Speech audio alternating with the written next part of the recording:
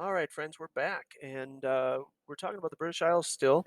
I did want to mention that we left off with Elizabeth I, and I want to mention that we didn't necessarily jump right from King Henry VIII into Elizabeth I, and we have a little bit of a gap that we're going to talk about in a minute. But there was, after Henry VIII died in 1547, his son from his marriage to Jane Seymour.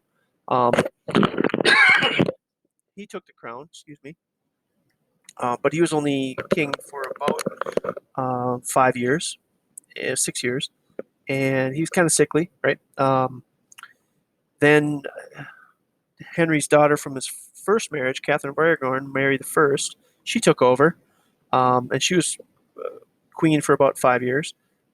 She's known as the Bloody Mary. There's an interesting story there. She burned a bunch of people at the stake, tried to bring him back to Catholicism. So that Cranmer guy that we talked about, she burned him at the stake, burned a few others at the stake.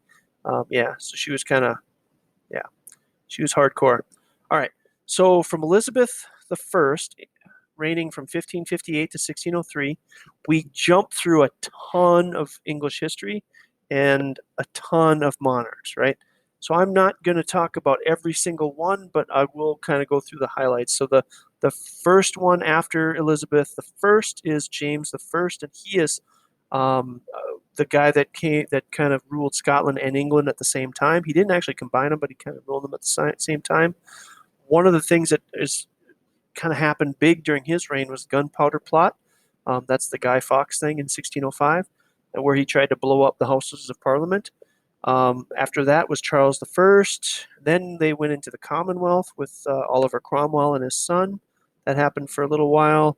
Then there was the Restoration, where Charles II took over. Um, James the Sixth, or James, I'm sorry, James the Second and James the Seventh. They were Scottish. They ruled for a bit. William the Third, and so on. I'm going to skip over a few, right? So we're moving up to 1837, where Victoria the First comes to power. She's the only child of Princess Victoria and the Duke of Kent, Edward the Duke of Kent. So he's the fourth son of George III, which was one of the kings, but I don't know, about 100 years before she took over, about 80 years before she took over, right? Um, so she married her cousin, who was Albert of Saxe-Coburg. He was a pretty important dude, and he had a lot of influence, right? But the big thing for Victoria was there during her reign, so from 1837 to 1901. This is kind of the prime 19th century period. The British Empire doubled in size. Okay, so by 1876, the Queen became Empress of India. When she died in 1901, which is kind of the high point of the British world power, she had 9 children, 40 grandchildren, 37 grandchildren scattered all over the world, and Britain was the power in the world at that point. Now, between Elizabeth I and Victoria I, there were something like 16 monarchs in that 200-year period. So as you can see, it's pretty contemptuous, and there was a lot of expansion. The English Navy was moving around, that kind of stuff. Which brings us kind of to where we want to talk about now. So the map in front of you shows Canada. All the red is the places that England had control over. Yeah, it was immense. The big thing was the sun never set on the British Empire. So, if you think about it, if it's daylight in Canada, it's nighttime over here. But if it's daylight over here, it's nighttime over here. That kind of thing. And if you can think of all those natural resources that were coming in, metal, timber, sugar from the Caribbean, because there's Caribbean islands. Yeah, it was immense, right? At one point, basically when Victoria the First died, they had control over almost 25% of the world's population. 1 out of every 4 people, which is crazy, right? Um, so here's a little graphic. I'm not going to go through it completely, but basically the red is where you see their colonial period, and then the pink is the Dominion period. So they're not necessarily a colony, but they would have great influence, I guess would be the way to put it, right? So you've got Bermuda, still hasn't completely, you're thinking about since 1610. And this little first one grants a charter to the East India Company, right? So that's basically their little invasion army, I guess would be the way to put it. Grenada, Jamaica. Now, in around 1700, you get the act between England and Scotland creating Great Britain. Now, in England, you can see for 200, almost 170 years. Canada, quite a while, for 100 years, and then Dominion for another 100 years, and so on down the list. That's a pretty big list, really. Yeah. And the crazy part is, since we're talking about the British Isles in general, this is kind of the high point for England, but it's really the low point for Ireland. In 1846, there was a potato famine. It really destroyed the whole agricultural base for Ireland. And in 4 years, basically 20% of the population either moved or died. So 1 in 5 died or moved away from Ireland. All right. And we mentioned that. There's a little art piece detailing people trying to get kelp and stuff from the sea because they were so hungry. Yeah.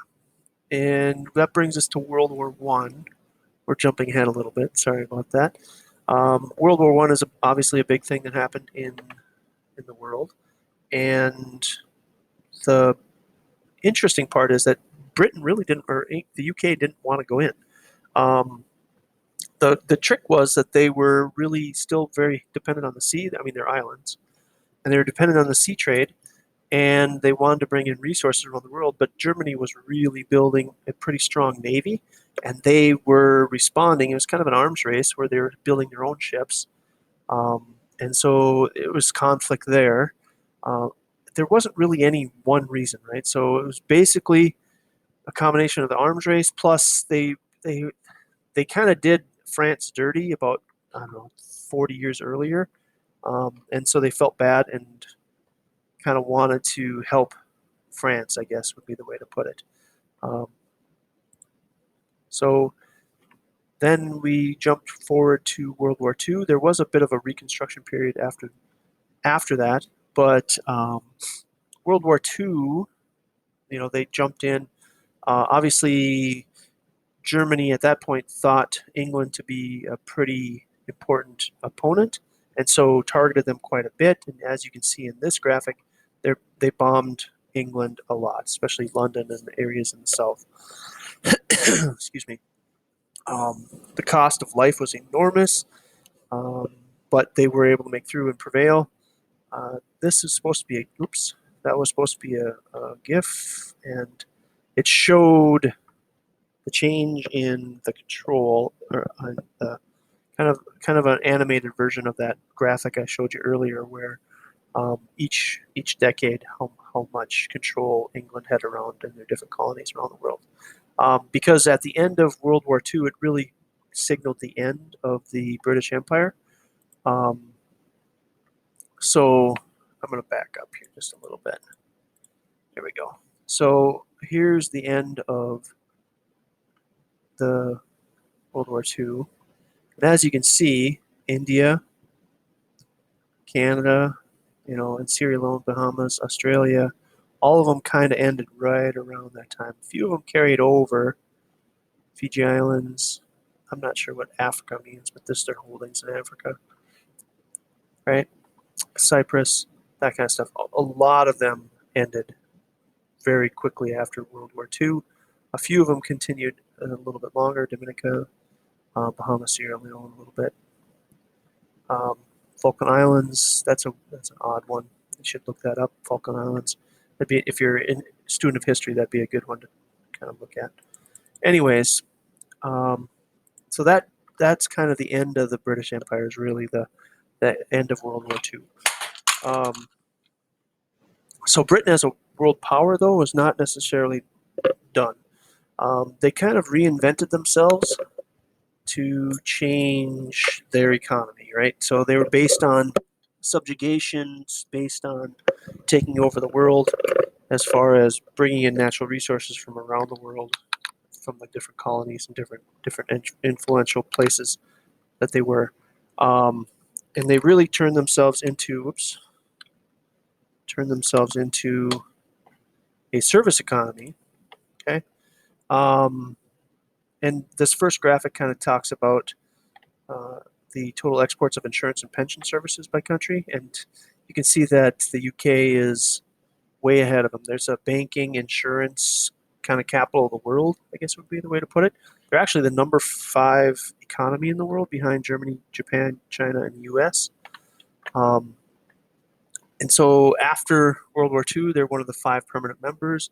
They really were able to use their empire to and then secure their place as a leader in the world. You know, they got a membership of the Security Council. They're a founding member of the NATO organization. Originally, that was to counter the threat of Soviet Russia, but they've used it as trade and things, so they've really built on their success, right? In 1973, so a few years after the Second World War, they joined the European Union. This is kind of something that's come up in the last few years. And with the European Union, and I don't necessarily need to go into a whole explanation of this, but they basically, a bunch of countries joined together, 28 countries actually, and it was a trade and monetary body. So monetary meaning they made their own money, and weirdly enough, the United Kingdom didn't want to do that, so they retained the British pound as their currency. But everywhere else in the EU that you go, like I went to Sweden 2 years ago, and they use the euro, right? They do actually have a Swedish krona, but they do accept the euro, whereas in the United Kingdom that apparently isn't the case. The other part with the trade is they remove border restrictions, public contracts. So if there was a bridge being built in France, somebody from company from Spain could bid on it, which is kind of interesting. No tax or duty could apply between countries. So if you had a thing of cheese from France, if you wanted to buy it in Germany, you didn't have to pay different tax. Doctors and lawyers could get from Spain, could work in France, that kind of stuff. And today, the euro is the second most common currency behind the U.S. dollar, which is interesting. Now, there was original members, right? That's in the purple. Every different color denotes a different, like Sweden and Finland joined shortly after 2004. These countries joined, and so on, right? And this one's a little bit old. Candidate countries, Turkey, I believe, is in. Serbia, I don't know about Serbia. Albania is. Should have looked that up before, but I don't think Albania is in. Anyways, so you probably heard that in 2016, Britain decided or the UK voted to leave, right? And there was a really close vote, right? And a lot of people think they were fed misinformation to get the vote, but basically, the idea was that UK was never really like super excited to be in there. They didn't take the currency. They oftentimes they balked at some of the border things and the trade issues.